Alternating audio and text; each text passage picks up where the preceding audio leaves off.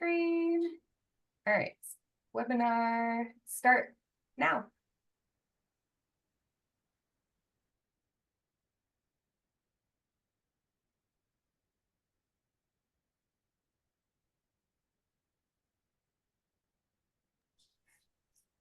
I think the webinar is still up too. Or there we go. Hello. Hello and welcome everybody. We're gonna give folks just a minute or two to join. Welcome if you're joining us today. This is the last of our 6-part Dogs and Data series, and we have 2,000 folks registered for these webinars, and a lot of people watching when they have time. This is a busy time for a lot of people, but we really appreciate so many of you coming out and being part of these calls. We're gonna give it just a minute and we will get started. And panelists, we're gonna have you introduce yourselves at the time that you speak. So just your name, your org size, and then what city and state you're in. That isn't always obvious. Acadiana Animal Aid. How do you say it? Acadiana Animal Aid. Acadiana Animal Aid. If you are joining us, please let us know who you are and where you're from in the chat. I'll go ahead and get started. I am Kristen Hassan, and I am in Austin, Texas, with Outcomes for Pets. So yeah, let us know. Okay, we have Oakwood, Texas. Oh, Humane Rescue Alliance. Oh, hey, Kate. Hi. Okay, cool. Well, we are going to go ahead and get started because we have a packed hour today. You see a lot of faces here. You're going to get to meet them all. But first, I want to turn it over to Deb Fair from Pedigree Foundation. Hi, everyone. So thankful that you guys are all here on a Friday. As Kristen said, this is the 6th series of our Dogs and Data webinar. It's the last for this year. I want to encourage you guys to fill out a survey. We're going to have Meg Meredith, who's our amazing grants manager from Pedigree Foundation. She's going to put a link in here for you guys to fill out because we'd love to hear from you, because the content for next year, we're going to be doing this again with Shelter Animal Account and Stephanie Filer and team, and Kristen Hassan in 2025. So we want to hear from you guys. What's resonating? What type of content are you interested in hearing from this team next year? So really encourage you to fill that out. We also have a webinar that's coming up on November 5th from 1 to 2 p.m. Central Time, and it has to do with transport. We have a toolkit that is going out shortly before that. So again, we'll have a great panel discussion. Claire Callison from Austin Pets Alive will be joining us. Kristen will be there moderating the session. So encourage you guys to join that webinar as well. So I'm going to turn it back over to Kristen. So thank you guys. Really thank you for being here today. I hope you get a lot of insights from the session today. I have found them valuable myself every time I join. So thank you. Thank you so much, Deb. And I also want to acknowledge my fabulous co-host, Stephanie Filer, who is here.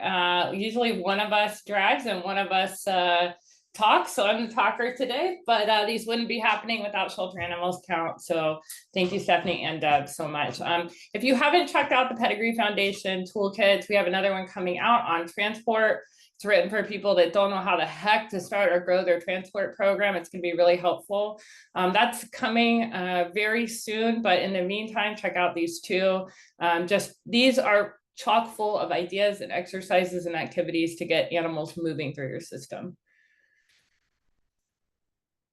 Okay, so our agenda today is going to be really fast-paced as usual. We're going to talk a little bit about how we recommend using data, some considerations that you may want to have when you're thinking about new programs and policies, and just cover again kind of what's actually happening in the 2024 data versus what we think. And then we're going to introduce our panelists. They're going to tell you a little bit about how they've used data to implement programs. And then we're going to take a couple of your problems and we're going to see if we can solve them. So go ahead, Stephanie. So if we think about what is happening with shelter data this year, it's looking a lot like 2023. You're going to hear more about how owner surrenders in one of our communities are not up, and they're not up nationally. That's important because we keep hearing these national headlines about animals being dumped and everybody's giving up their pets. That is not what we're seeing in the data. However, we have to caveat that by saying that there are a number of shelters that we know anecdotally aren't taking in as many owner surrenders or they're scheduling appointments. So that data may not tell the whole story. But what happens when we don't look at data is we may misidentify the problems. I'm an animal shelter consultant, and it's very strange to go around the country and see the same things happening in virtually every place you go. And one thing that I'm noticing a lot since the pandemic is that the easiest ways to solve our problems are not always the ones that we go to, and they're not always the fun, exciting ones. So a couple of examples of things that most shelters could be doing that would just help speed up their system, having weekend and evening adoption hours. Most people are still working a 9 to 5, 8 to 6, 9 to 6 schedule. Having those evening hours and weekend hours speeds things up. So that's a good pilot program if you're thinking about what should I pilot. Making animals available and accessible on intake instead of holding them for weeks. If you're not looking at your length of stay before an animal becomes available and after it becomes available, wow, you will be shocked at how different those two things look. Having better customer service. There's a lot of shelters now with volunteer programs diminished as they are. A lot of programs where you go into a shelter and there's no one to help you. Obviously, we always talk about this, removing bottlenecks, barriers, the things that are slowing down keeping animals in your system. Some shelters just simply need to allocate more staff and volunteers to outcomes. In most organizational charts, what we see is fewer than 10% of staffing and budget allocated to outcomes. So you have some simple math problem there. And then finally, just using data to make your decisions versus how you feel about something. Something might be particularly upsetting and cause you to want to act, but it may not be the lowest hanging fruit thing to do that could have the biggest impact. This is a dog who I thought about so much in Los Angeles, and he had his intake was 6/11/2023, and he was a easy, friendly, lovely, happy dog. I believe he had lived with cats and other dogs, and he was just stuck in the system there, just stuck. And so when we first started working with South LA, and we have the chief veterinarian at South LA here with us, so he's going to tell you more about when we first started working with them, seeing things like this problem helped us take a deeper look at the data of long stay dogs, which you'll hear more about. Go ahead. Okay, so I'm going to share kind of where my thinking is right now, and I want your critical feedback on this because we are not talking enough about the big picture of making decisions based on data. That's probably because our focus is so heavily on intakes and outcomes and live release rate. And what ends up happening, what we see a lot of, is that people will make a program decision, but they won't consider all of these things.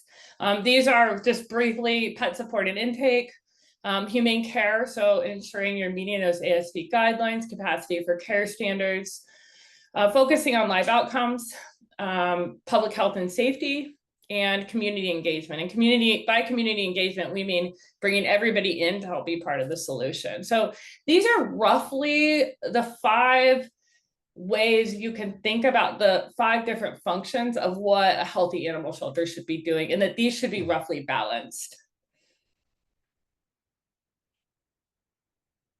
And this is another view of the same, a different view of the same story.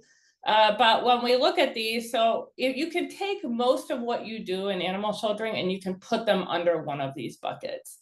And when you put them under one of these buckets, what you're able to do is you're able to look at the big picture of what you do, and it is a lot.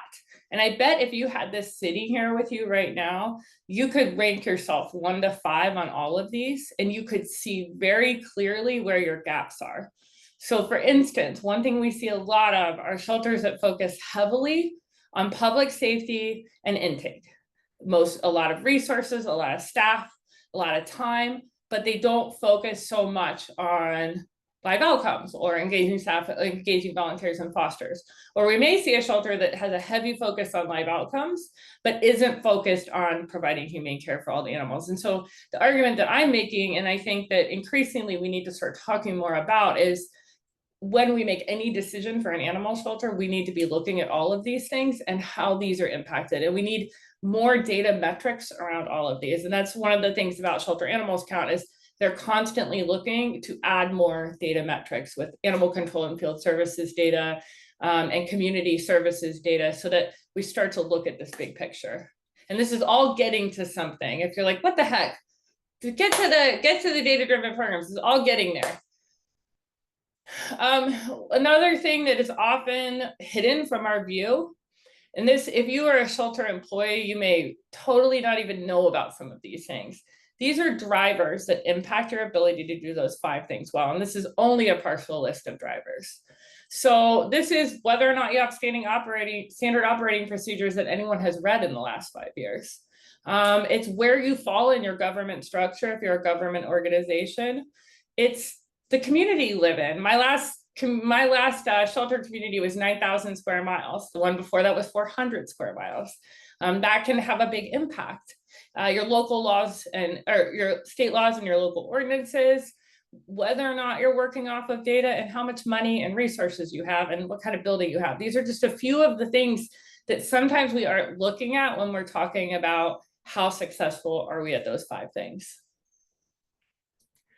And then finally, and this is probably the most important point I'll make today, which is that we're in a really difficult time in animal sheltering, and any program or policy change or new thing we try to do is probably going to take away from something else. We're not adding resources into the system right now in general. And so we see shelters struggling with 3 options. Option 1 is that they restrict their intake.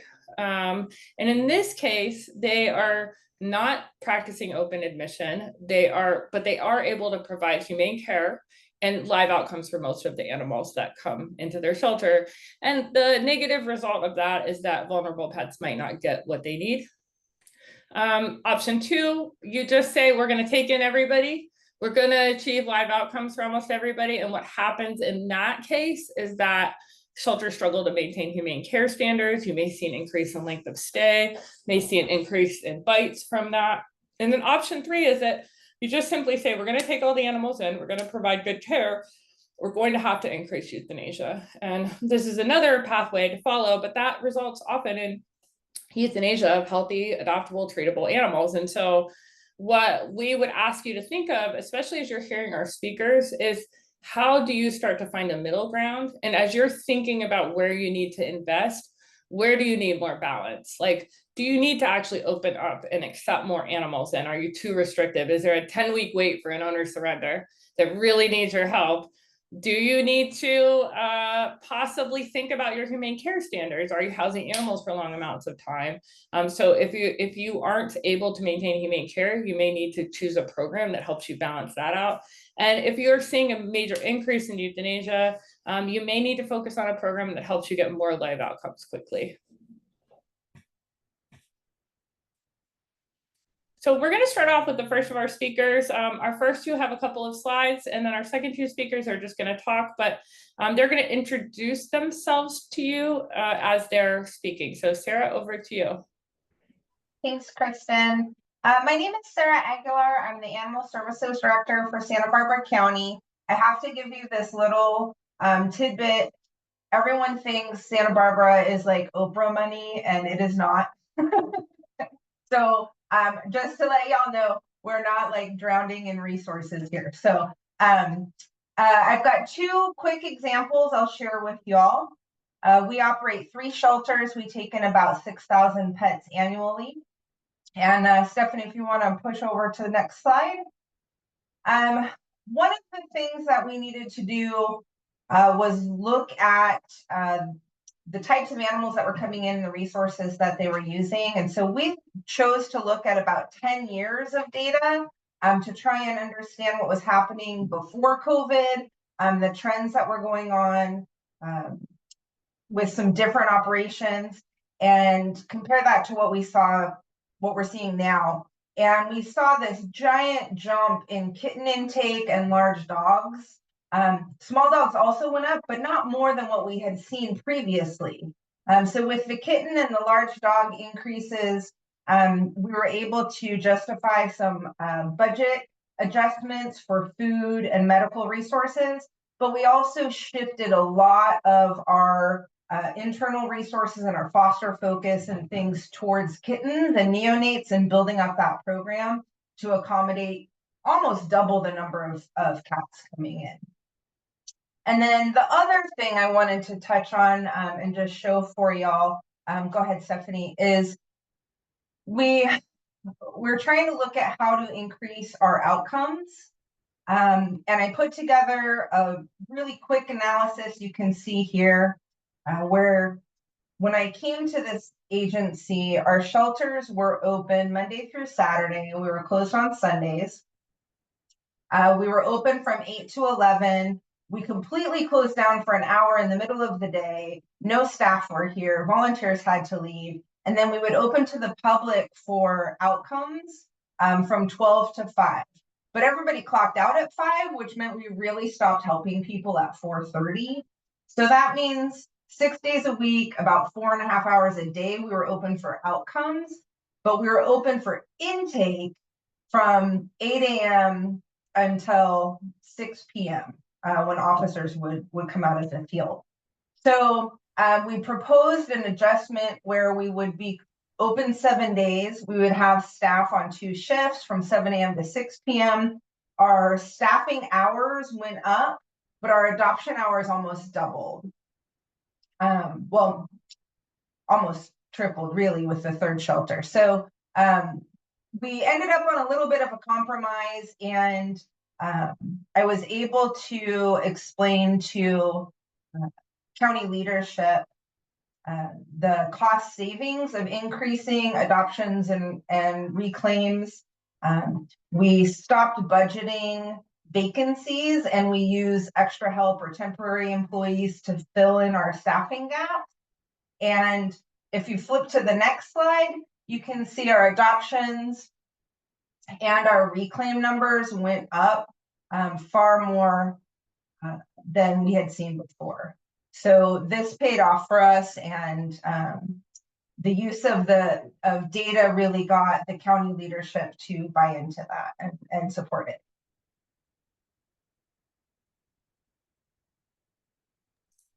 Thank you, Sarah. We're going to move to Dr. Prupis. Hi. Oh, you there? I'm Jeremy Prupis. I'm the chief vet for the city of LA. And so we have 6 shelters in the city. They're probably taken last year about 17,000 dogs in the 6 shelters. This year we're around, I think that at this point we're at 16,000 for the year so far. So we'll be a little bit over from last year. Then probably about 20 to 25,000 cats a year as well. So we're basically in the same boat as everybody else the last couple of years. And so we've just been trying to figure out, where our problems are in terms of why we have so many animals, especially dogs, that have just been, sitting in our kennels. So you can see in the next slide. So this is our intake for the last few years, and you can see we dipped down in COVID, just like everybody, we dipped down for COVID. And then since COVID, we've been on a very sort of slope upwards. The main thing has been the strays coming in as opposed to the owner surrenders.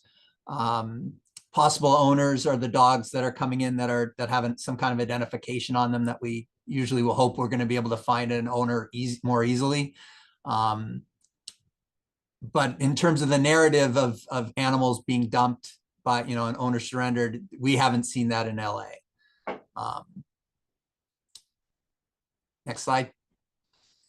So you can see that, just percentage wise owner surrenders, they're not up. It's been pretty stable. I've been here 16 years and it's generally been between the 30 and 35% every year. So I don't think we've really seen a difference from the owner surrender point of view.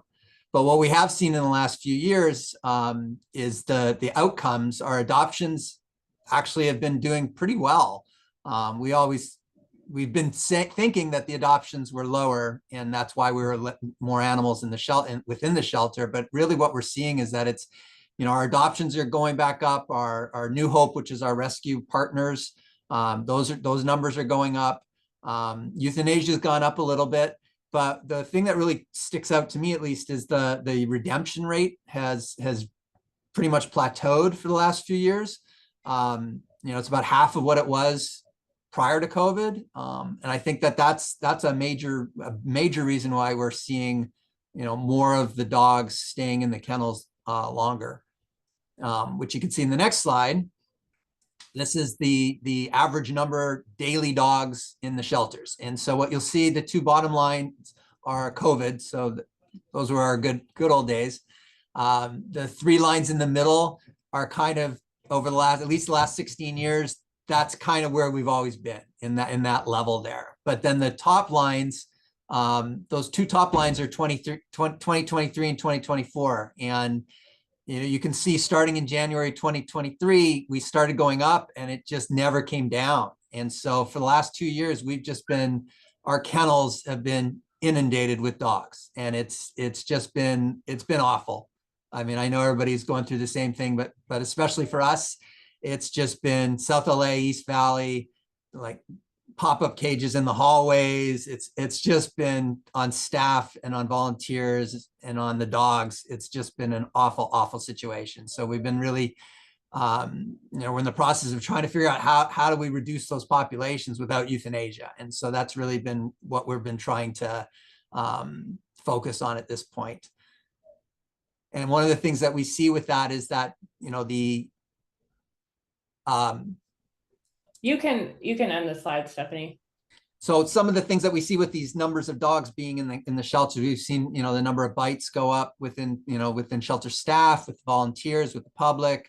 And then, just in terms of just general morale, staff especially, we've just been having a real hard time just dealing with all of that. So having that information and knowing that our length of stay for dogs in general, if you're going to get adopted, you're going to get adopted in the first 14 days.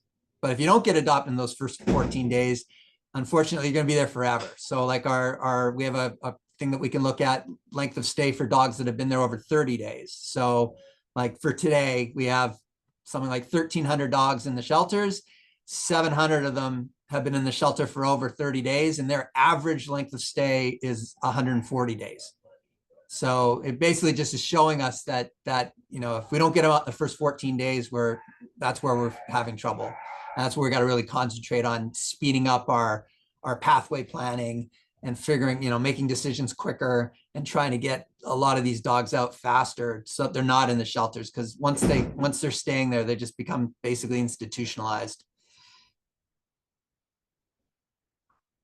I think that point is so critically important, and we're not looking at it. I mentioned like looking at your length of stay before animals become available. That one is really also shocking. This one, I think it gets to the problem a lot of shelters are having right now is like, if they don't move, they don't move. And it leads us, it's not simply then we need to increase adoptions, right? It's like we need to figure out strategies for the non-moving dogs. Sorry, I interrupted you. No, I'm good. Somebody mentioned, can you just talk a little bit about bites? Because Sarah mentioned bites going up. And I think that's a helpful thing to talk about at LA, because that was why I started working with y'all in the first place, was because your moderate and severe bites were up. Yeah, I mean, I think it's definitely, we're just like everybody. I mean, when you have too many dogs that have been there for too long, and you've got kennels that are being double and tripled up, and you have dogs in pop-up cages that are easy to break out of, and you're understaffed, so everybody's hurrying. Things happen, and we definitely have seen over the last 2 years our moderate and severe bites have gone up a lot. And we've had some really bad ones. I mean, we're lucky, knock on wood, that we haven't had any deaths, because there's been a couple that have come close. It's been really scary. Yep, I think that's something that I think that it correlates directly too with your increase in intake. The bites actually almost double in 2023 when you see that number of dogs being housed go up as high as it has. So correlation isn't necessarily causation, but it's really something to consider. And that is not to say euthanize a whole bunch of dogs. It is to say we need to act with more urgency for those long stay animals, because there's nothing more dangerous than letting them continue to sit in kennels. We're gonna move over to Tori now. Thank you, Dr. Krupis. We're gonna move over to Tori now, who's gonna tell us a little bit about her shelter. And remember, y'all, tell us your shelter, city, and state, because not everyone knows where your shelter is. Santa Barbara, Sarah, there's like 5 Santa Barbaras, so I'll just say on your behalf, you're the California Santa Barbara. Yes, I'm Tori Tier. I'm from Acadiana Animal Aid. We're located in South Louisiana, specifically Lafayette. We take in about 2,000 animals a year. We are a nonprofit rescue with bricks and mortar, and then we also have a very robust foster program. Our data that I've been really focused on for these last few years has really been trying to increase large breed fosters, which I know is everyone's problem. So we started looking at why are dogs returning from foster. So the dogs that are going to foster and not getting adopted, but are actually coming back into the shelter. Why was that happening? And we thought maybe it was going to be behavior. Most of the dogs are coming back because they're being unruly in the house and not able to manage them in the home, sort of thing. But actually the vast majority of them were due to the foster families' availabilities. So people's personal schedules, their work and family commitments, things like that would come up and cause them to return the animal. So then we said, okay, that makes sense. How long are these people? What's the threshold for our community members for how long they're willing to keep an animal before it becomes like an inconvenience sort of thing? And that was about 14 days on average, usually 2 to 3 weeks. So then we said, okay, let's lean into that. What if we start telling people you're going to take this dog for just 2 weeks and we're going to set an end date and you're going to return the dog on this day at the 14-day mark? And so we're already getting ahead of it. And encouraging it almost, which sounded a little scary. I think a lot of people were like, well, that means we have to hold a kennel and all of that kind of stuff. And so we're like, no, if you're doing it right and you're really truly promoting it and people are getting on board, because that's an easy thing to digest for people is, oh, well, 2 weeks is a lot easier than to commit to a whole month. So, okay, we're going to get people with that increased our basically foster recruitment. And then we knew when that dog was coming back. So then we could say, we're going to plan to get this other dog out for 2 weeks and basically do a kennel swap. So now we have more dogs going into foster care for maybe shorter periods than typically, but they were more opportunities for more dogs. So right now, with the way that is going, we have about 80% of our large breeds going into foster at some point in time, which is really incredible. Our length of stay is obviously going up as well. So even if they're only going into foster homes for 2 weeks, that's half of their stay with us. So our average length of stay right now is about 33 days. So at least for half of their time, they're in a foster, and that's at least doing something. It's getting more promotion opportunities, more adoption opportunities, and things like that.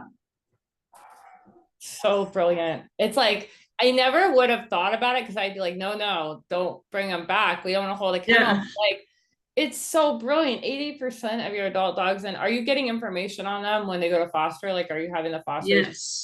Yes, they're promoting them. We always encourage people to promote them on social media. They're sending us pictures, which also helps our promotions. We've also increased our offsite adoption events. We do adoption events almost every single Saturday. And so these fosters usually attend those events as well. And so it's giving them the opportunities to attend offsite events, and it's just better all the way around. And I just want to be clear, if they're like, because I would be like, I love this dog, please don't make me bring it back. I want to keep fostering. Would you let them do that? And Yes, absolutely. Yeah, it's not like a definitive thing. And if they need to bring it back earlier, if something goes wrong, like we're open and flexible with all of that. But it's really just the promotion of the foster program. It's giving people something that's easy to digest. It's brilliant. Thank you so much. We're going to move on to, we want to save time for helping you solve your your program problems that have data-driven solutions. So, but we want to move on to Cole Wakefield. Like everyone on this call, Cole is one of my heroes and is so genius in how he's approached really rural sheltering, which is not always like big city Los Angeles sheltering, Dr. Prupus. So you guys are kind of opposite. Like Cole's your country mouse cousin. So Cole, go ahead.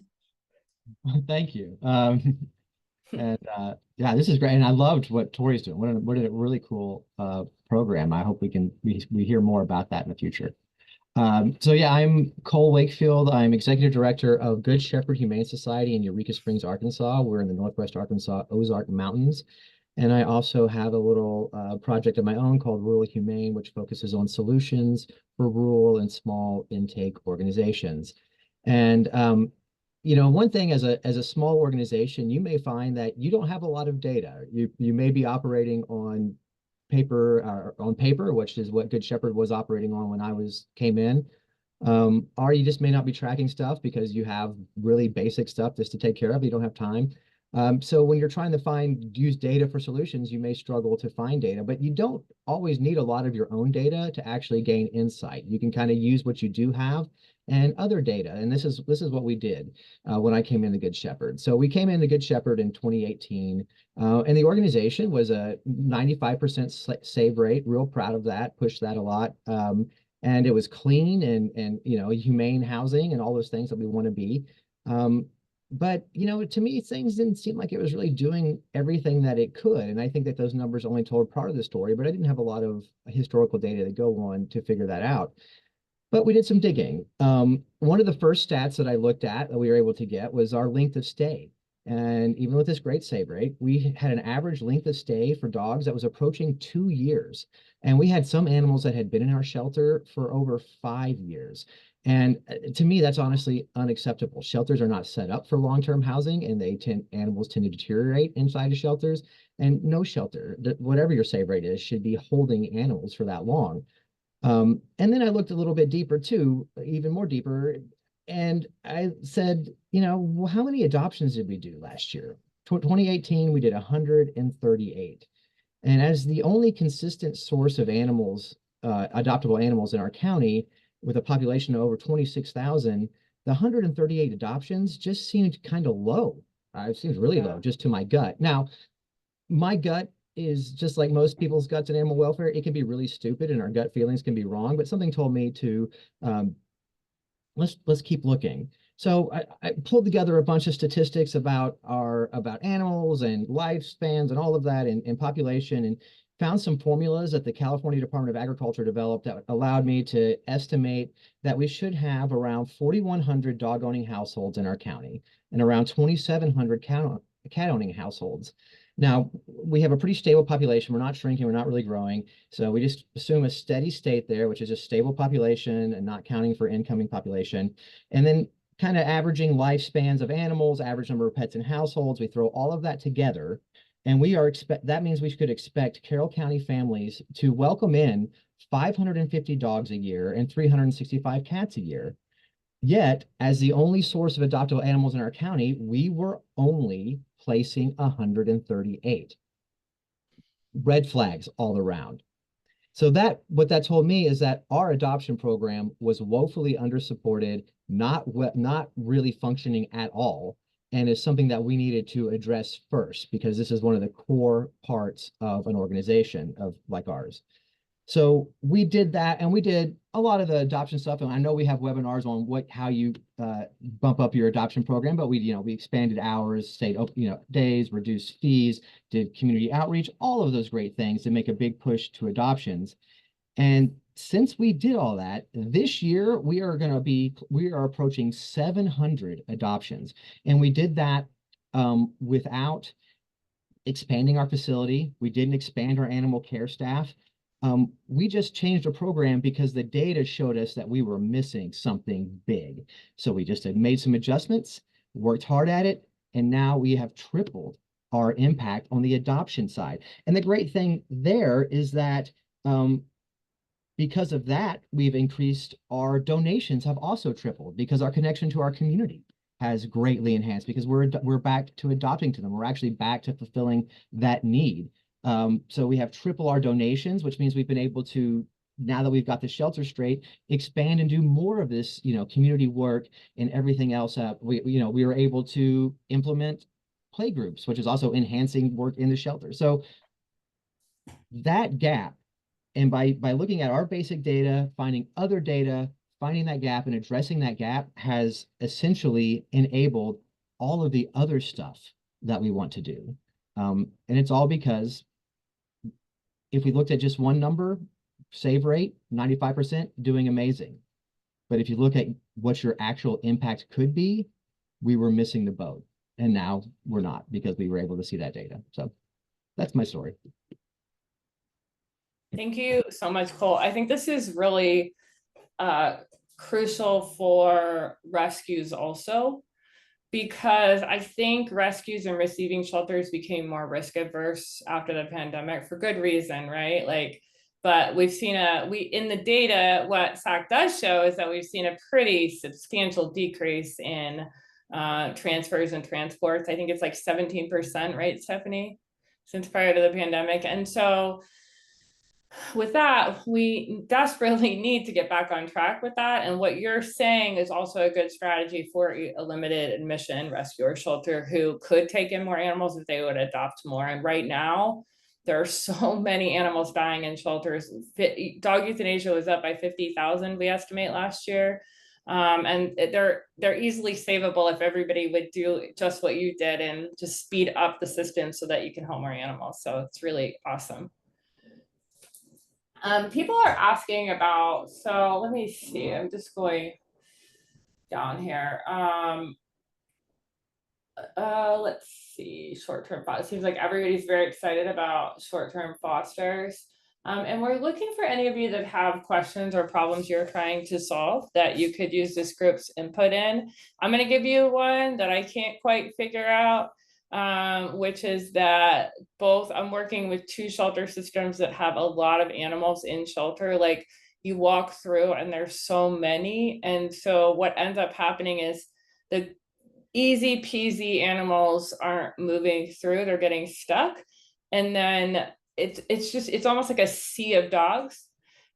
What are you doing to pathway quickly your, like, how would you use data for that problem? And B, then what would you do to quickly pathway, say, a 4-year-old pit bull dog who's lived with cats, kids, other dogs that may get looked over, or a husky in our case in California?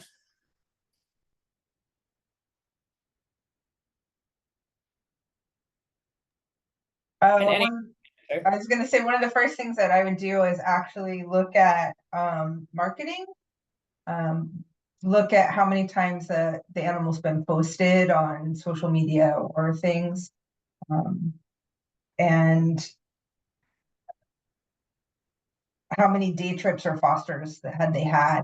How much information do we have on them outside the shelter, and prioritize getting them that exposure. Anyone else?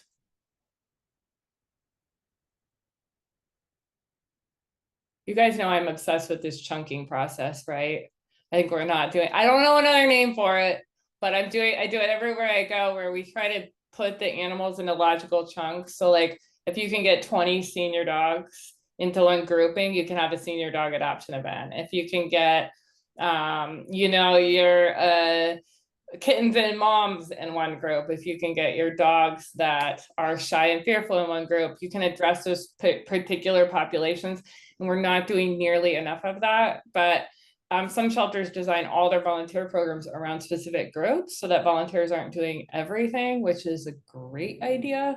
But that's one way. And I think when you look at data, when you all are looking at your data, how do you know of those 5 buckets? Like, how would you know which one you needed to focus on? Like, do you tend to gravitate more towards one, or do you kind of look at the problem in front of you and then look at all of them? And those 5 buckets are roughly intake, community engagement, humane care, live outcomes, and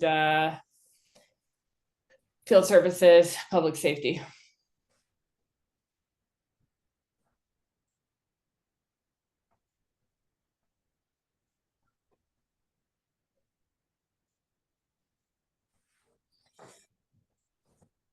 You're like, what did you just ask, lady?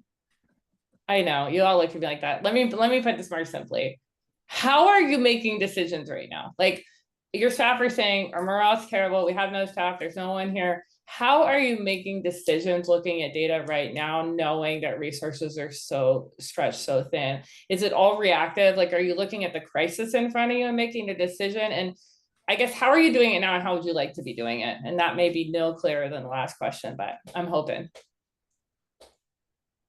Well, as you know, with us, since you're basically talking about us, we've been reactionary. We've been reactionary for longer than I can remember. It's all we ever do is react. And that's been our problem, is that, we end up, now we're with all these animals in the shelter, and we're still reactionary about it. And so, that's the problem, is that we need a plan, and we need to have everybody on board with that plan. And right now, especially in our city, we have so many different groups that are all diametrically opposed to anything we want to do. So anytime we try to come up with something, there's a group that's very vocal and screams and yells, and we don't have the political backing. Unfortunately, we're starting to get it now, but we in general have not had political backing from the mayor's office ever, in terms of things that we want to do. We have a board of commissioners that oversees our department. That's just awful. And so it's been really, That is on the live recorded webinar. It's been really, really difficult for us to get anything changed, because anytime we want to change something, there's somebody who doesn't, for whatever reason, agree with what we want to do, right? And generally the loudest person wins. So it's been really, really difficult, and hopeful, that things are going to change now that we have, you and other groups coming in to put their 2 cents in, right? And have some backing finally. But in general, honestly, it's been pissing into the wind, because there's been no ability to make change without just huge blowback, no matter what the change is. You just made like such an important point, which I think I'm curious from each of you to hear how you're dealing with this, but one of the things we see, and I work with many or most of the large cities primarily, and so we see the same kinds of things everywhere, but I think this is happening all over in communities of all sizes, that critical advocates are looking at one of those 5 things, right? Maybe rightly so. They're looking at one of those 5 and focusing on that. And then you all are dealing with it. And then another group may come in and focus on another one. And it sort of puts the shelter in the middle. When you're trying to address kind of different forms of advocacy and make decisions, are you doing anything in particular? Like, does using data help? And if the answer is just no, you don't need to say it, because I know for some places it's not really helping. But like, for any of you, are you using data in order to kind of overcome this thing that's happening, where different kinds of advocacy are firing at us so quickly? Yeah, I use it a lot, especially when people are coming at me from different angles and different forms to try to illustrate the sort of systems understanding and approach of it, in that we're really bad about let's talk about adoption, or let's talk about spay and neuter, or let's talk about euthanasia, or let's talk about community services. But the thing is, none of them exist in isolation. And so, being able to find data that shows connections between these sort of buckets, where each bucket has its sort of advocate and its group, that's what they do and that's what they want to push, and trying to encourage, using that data to encourage everyone to say, we need to be looking what we do, and sort of like the chart that you showed earlier in the presentation, Kristen, on how everything that we do affects everything else that we do. And that if we're only trying to fix one problem at a time, there's a good chances that we're actually opening up additional problems in some of our other areas.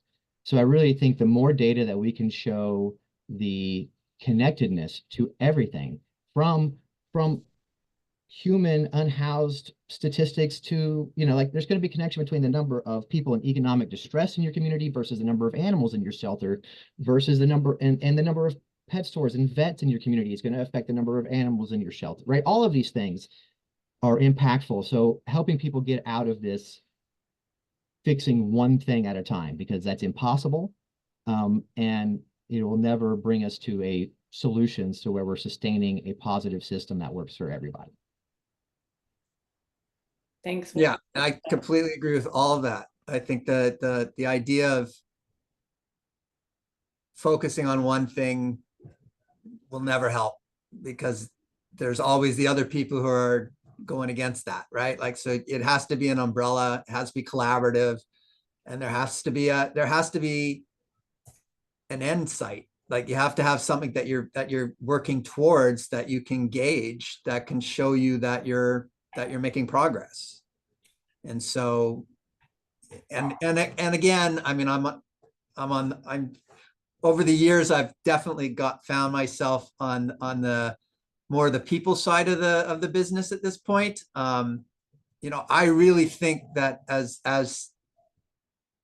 animal shelters go, we have to do a better job of showing the powers that be that it's really not about the animals, and that really what our job is about families and people and their physical and mental and emotional health.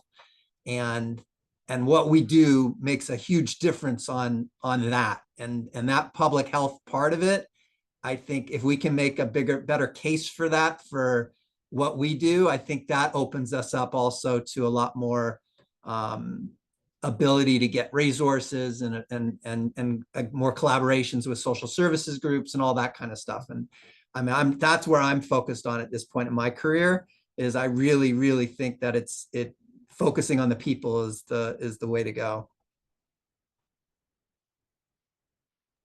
I really appreciate you saying that, because I think we hear, one of the things that I advocate is that when people find lost pets, if those pets are healthy and friendly, that we invite those people to hold those animals, file a found report, and help get them back home. Just the amount of pushback we get from that is huge. Like, you're not doing your job, you're not taking them in. And I think people miss the point that the institution is not the ideal place for a lot of animals, and that doesn't mean we don't take in animals that need us. Like, both things can be true. And because this is about data, I'm wondering, are you all working on that? Like, are you working on telling these more complex stories, and are you using data to do it? Sarah, I see you nodding a lot. Do you want to share at all how you're doing that? So we have a standard monthly report that has a whole bunch of data we share with staff, volunteers, our jurisdictional partners, county administration, et cetera, et cetera. And we also include a narrative, and I try to give them too long didn't read as well in the email, that just is like, you probably don't have time to read all this. Here's like 3 things that you should know.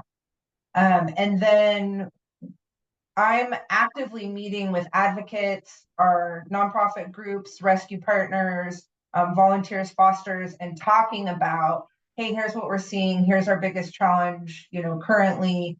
If it's about money or resources, I'm telling them that. If it's about space or staff, I'm telling them that. I'm explaining to them all the things that we're dealing with and being super transparent about it.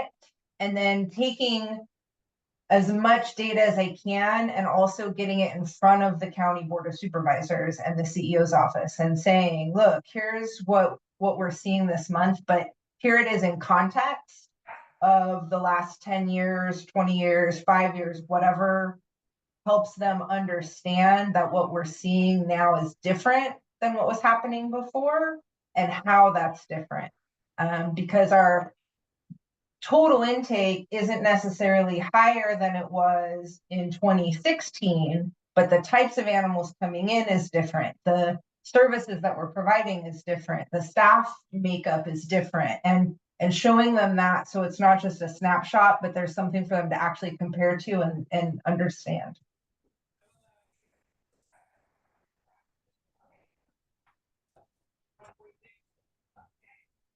Thank you so much. I wanted to just point out that in the chat, we shared a little document that's going to look really silly, especially if you're of the age where technology is better than Word documents, but it really does work.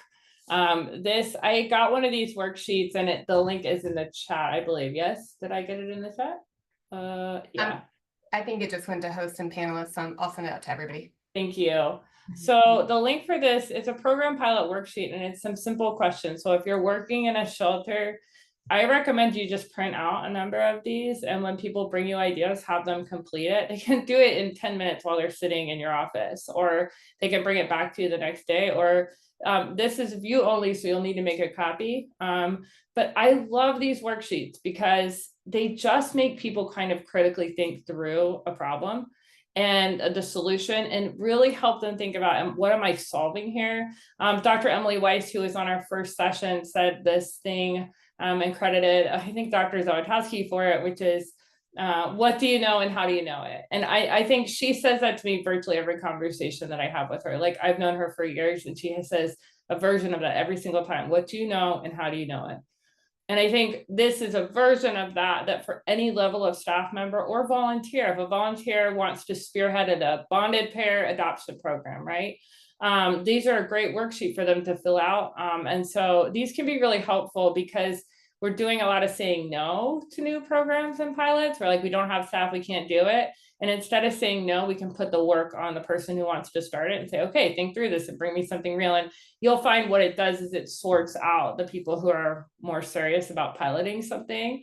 And then your job as their supervisor / boss, whatever, is to help them get through any barriers that they have. So in some cases, this could be daunting. So it's not a throw it at them and say, bring this homework back. It's a think through these things. And if you get stuck, let me know and let's pilot this.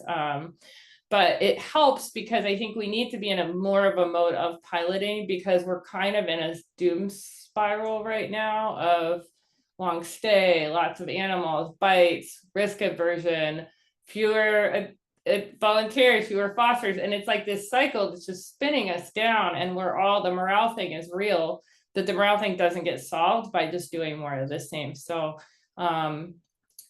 what we hope, and I think what we'll be working on next year, is helping you better use your data to make some of these decisions. So I want to ask each of our panelists, if you are talking to someone who's here today and they're feeling like, I'm just going to tune you out because I'm too overwhelmed and I can't do anything new, what would your advice to that shelter person be? Let's say we're talking to a manager, a supervisor, manager, director, whatever it is. What would your advice to them be? And you can go in any order.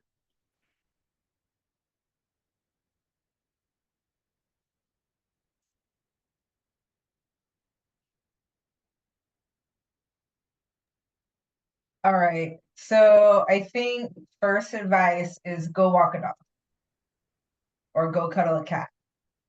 Like, if you are burned out and frustrated, you don't know how to move forward, you got to connect back with why you're here, which is not data related, but you need that, like, sort of back to the basics, back to how you started. And then I would figure out, I think I would just pick something. I think if you pick anything is better than nothing. Where you start though, I think you have to look at some data. Do you look at, I want to get more animals out, I want to improve morale, I want to, like, all the things feel really important all the time. I tell my team, if we get more animals out, then there's less work and everybody's morale goes up. So let's start with, how do we get more animals out? One thing that I've started doing in a lot of my presentations, like basic presentations for people who are newer and suffering from burnout, is giving history lessons. I think sometimes we are very short. I mean, we have short-term memory. I mean, that's all we have very bad long-term memory in animal welfare. And the reality is, if you look around at your facility and it looks like it's horrible and things are going bad, even today, things going bad are probably better than they were 20 years ago. And I think it's important that we remember that, and we look back and we can look at data, and we can look at the past, and we look at millions, 3-4 million animals euthanized a year. you know, all of these things, shelters that were all located outside next to the water plant that were getting no attention from the cities or anything like that, you know, run by part-time people who were splitting time between 5 other departments, right? That's what we see in a lot of these areas still. But so even if you're having a really rough time, and as overwhelming as it feels today, it's better. And that means it can get better and we can keep getting better. I think along those lines too, Cole, talking about like, what have we done successfully the last week, the last day, the last month, right? Reminding people that, you know, you are doing it, you have done it, you can do it again, that things are going well. You know. Yeah, and I think, you know, you both hit on it. I mean, I think you definitely want to go and walk a dog or cuddle a cat, and you definitely can tell people how bad it, I mean, you know, I don't know, like our organization, most of the people have been there a long time. So everybody remembers back in the day how bad it was. And it was awful. Even when, you know, I started in 2008, you know, and 10 years even before that, it was even worse. But there's been a huge difference in the last, you know, 15, 16 years. And I think we do need to appreciate the fact that things are better, even though they're not great.